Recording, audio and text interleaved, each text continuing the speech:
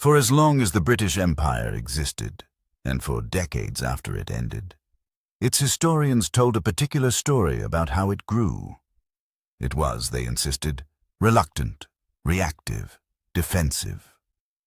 The company, they said, had no master plan for conquest. It simply responded, again and again, to the chaos and instability that surrounded it. Each new annexation was a regrettable necessity, forced upon unwilling administrators by circumstances beyond their control. The data destroys this story completely. Look at the graph before you. In 1765, the company absorbs 15,000 square miles following the aftermath of Plassey. The curve begins, slow at first, almost imperceptible. Then, 1800. Awadh's half-cession adds another 5,000 square miles. The line climbs, and then, between 1800 and 1820, the curve becomes a near vertical wall, a surge of territorial acquisition so steep, so sustained, so obviously deliberate that no honest historian can call it defensive.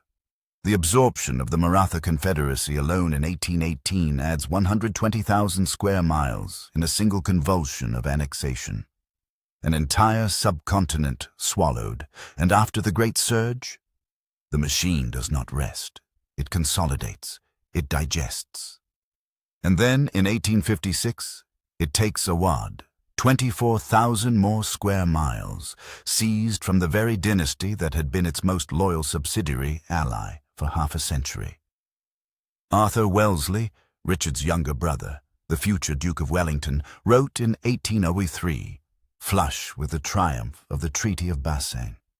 The Treaty of Bassein has enabled us to give law to all India. We have only to continue to act with vigor, and we shall accomplish everything. Give law to all India.